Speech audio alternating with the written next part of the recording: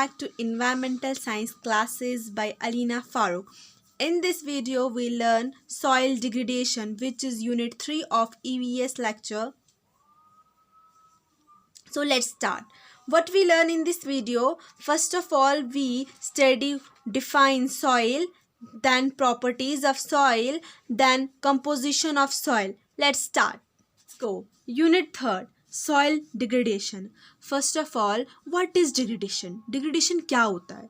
Physical, chemical and biological decline in soil quality. Soil की quality में कोई भी डिस्ट्रक्शन आ जाए, फॉर एग्जांपल जैसे सॉयल इरोजन हो जाता है, फर्टाइल लेयर जो उसमें ख़त्म हो जाती है, उसी को हम डिग्रेडेशन कहते हैं.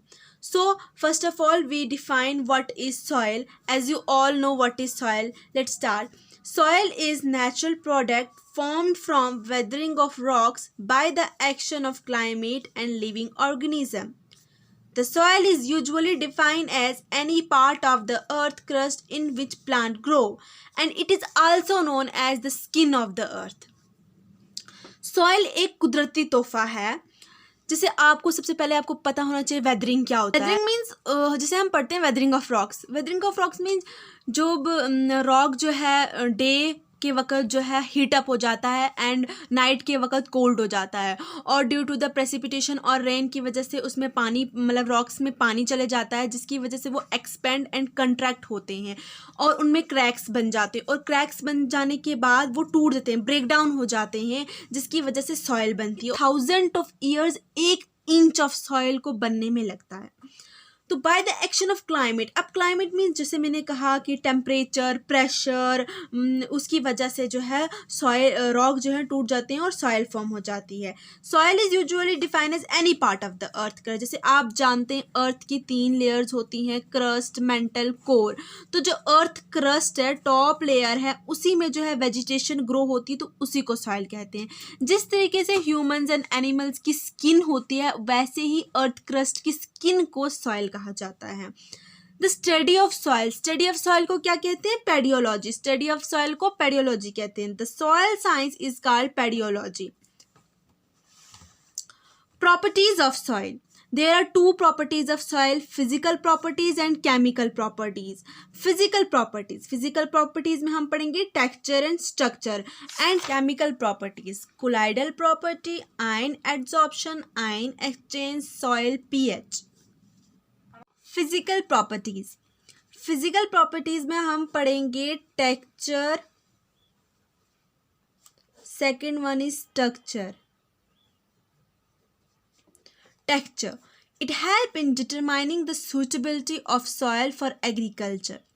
टेक्सचर मदद करता है हमें बताने में, मतलब डिटरमाइन करता है कि जो सॉइल है उसकी क्वालिटी कैसी है. It is beneficial for agriculture. क्या ये बेनिफिट है एग्रीकल्चर के लिए? तो वही हमें टेक्सचर बताता है. Structure. It is defined in term of grade, class and type of aggregate. Structure जो है वो हमें मदद करता है बताने में कि सॉइल की क्वालिटी कैसी है, उसकी क्लास कैसी है, उसकी टाइप कैसी है, और उसमें क्या क्या चीज़ें ग्रो हो सकती है.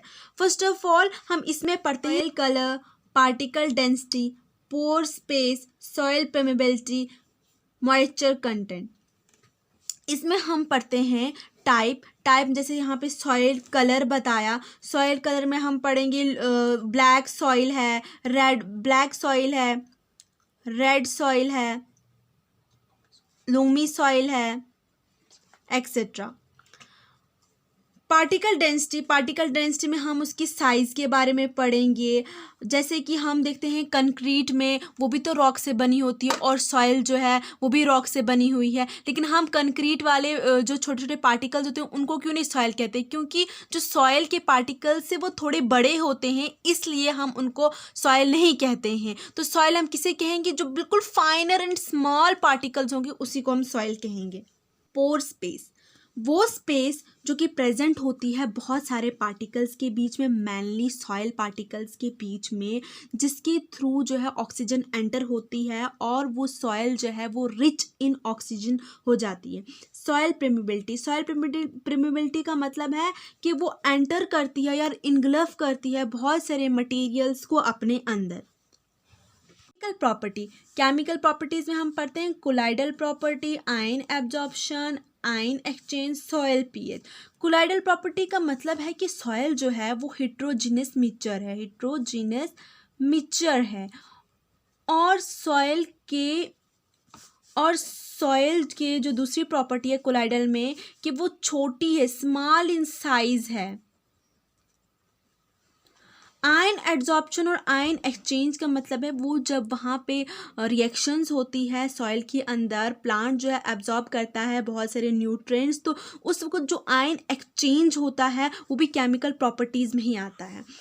सॉइल पीएच में हम पढ़ेंगे वो एल्कलाइन है या एसिडिक है या बेसिक है, जो कि बेनिफिट होती है बहुत सारे प्लांट्स को ग्रो करने के लिए। देन हम पढ़ेंगे अब सॉइल कंपोजिशन।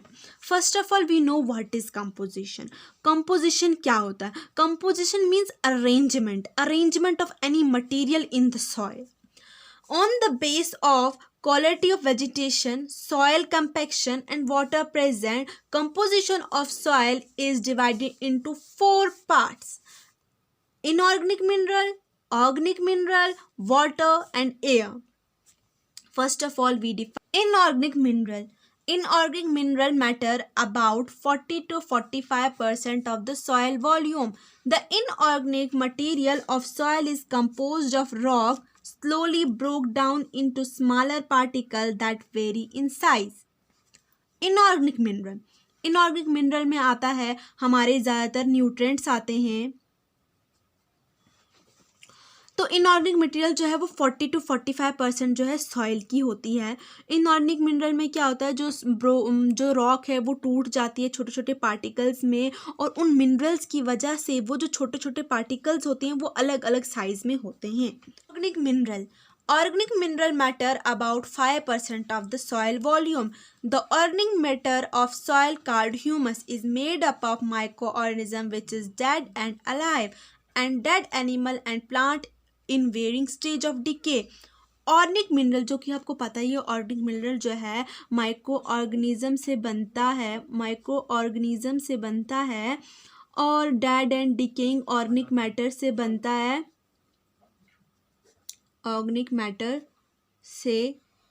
है। 5% ऑफ द ह्यूमस जो है प्रेजेंट है सॉइल के ऊपर।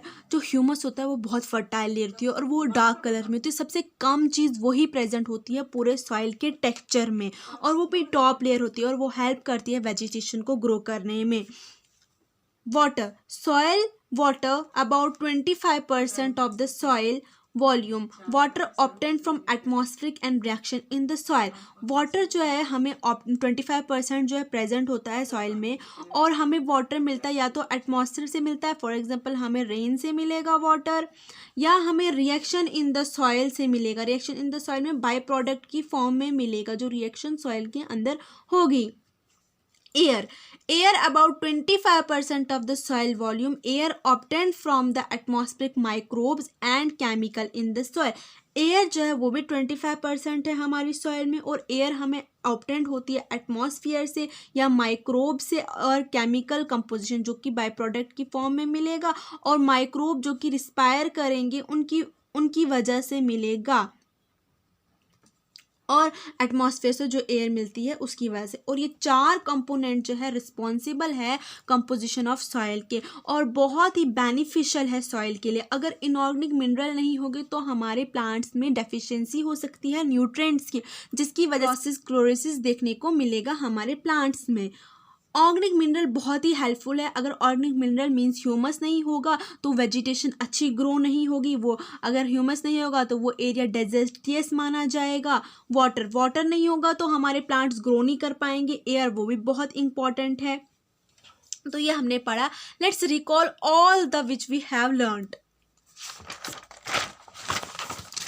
वी लर्न सॉइल क्या होता है?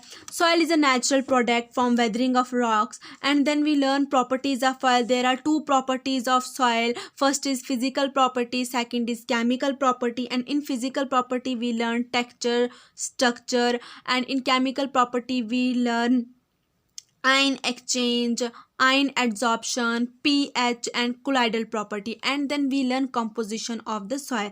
And composition of the soil are of four types. First is water, second is air, third is inorganic, and fourth is organic.